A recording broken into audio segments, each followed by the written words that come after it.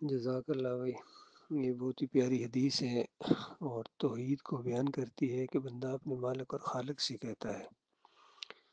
کہ میری قولی فعلی مالی ہر طرح کی عبادت جو ہے وہ خالص اللہ رب العالمین کے لیے ہے، اور پھر اپنے مومن بھائیوں کے لیے دعا کرتا ہے کہ یا اللہ سلامتی ہو ہمارے اوپر، ہمارے مومن بھائیوں کے اوپر جہاں بھی ہیں، جو پہلے کے ہوں یا بعد میں آنے والے ہوں، اور پھر خصوصیت کے ساتھ نبی علیہ السلام کے اوپر دعا بھیجی جاتی ہے۔ اللہ تعالیٰ ان کے درجات بھی بلند کرتا ہے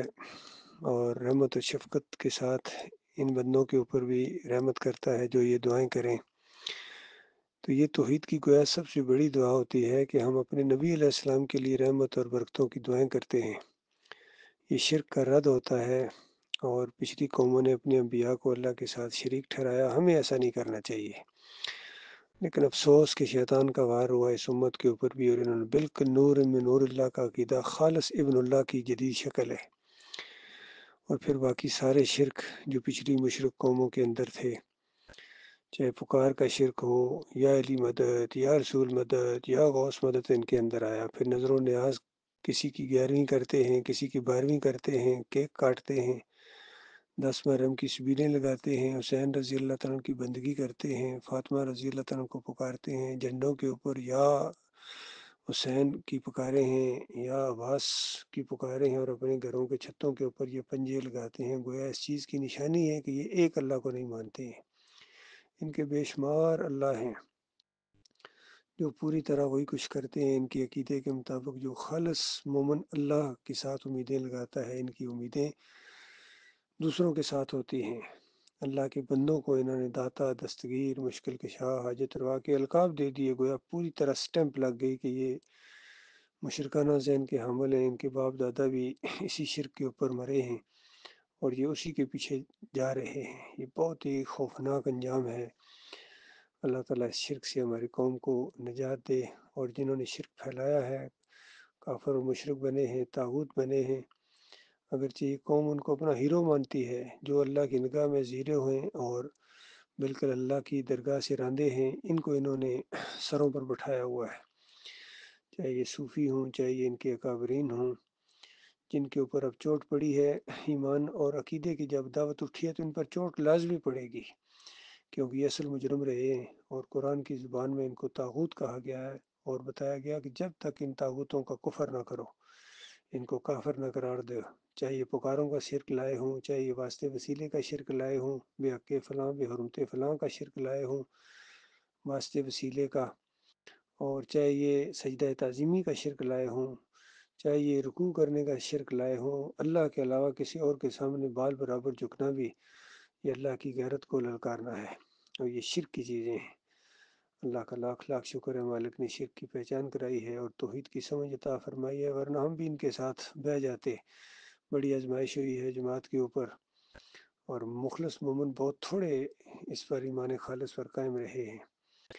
باقی ایک بڑی اکثریت سجدہ تعظیمی کے اندر چلی گئی۔ حالانکہ بڑے بڑے پڑھے لکھے ان کے اندر تھے، بڑے بڑے تقوی کے دعوے کرنے والے، اور بڑے بڑے اس دین کو غالب کرنے کے لیے اور پوری دنیا کا رنگ جہاں بدلی کرنے کا دعویٰ کرنے والے سجدہ تعظیمی کے شرک کے اندر چلے گئے،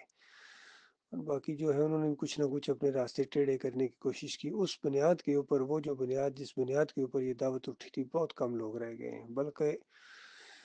بلکہ بہت ہی، اب تو لاکھوں میں کوئی کروڑوں میں ایک ہو جو ایمان خالص کے اوپر ہو، اس معیار کے اوپر ہو جو اللہ کا معیار ہے،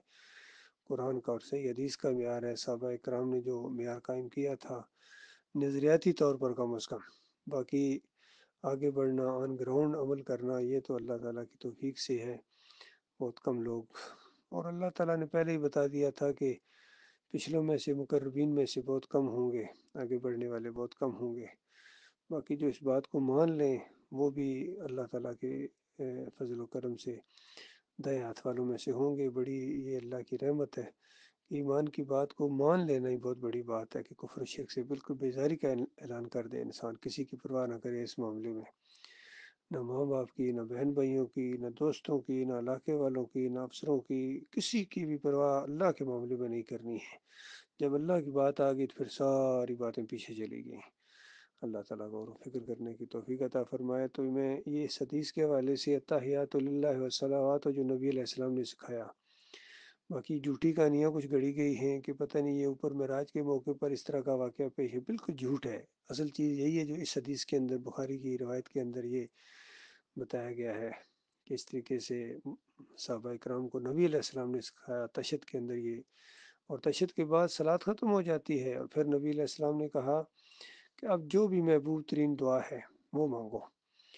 سلام پھیرنے سے پہلے۔ تو اس میں بھی ہماری آزمائش ہے، اس لیے ہم اللہم صلی علی محمد نبی علیہ السلام کے لیے رحمت اور برکتوں کی دعا کرتے ہیں، ان کے ساتھ جو ہماری ایک محبت کا تعلق ہے۔ اللہ تعالیٰ غور و فکر کرنے کی توفیق عطا فرمائے۔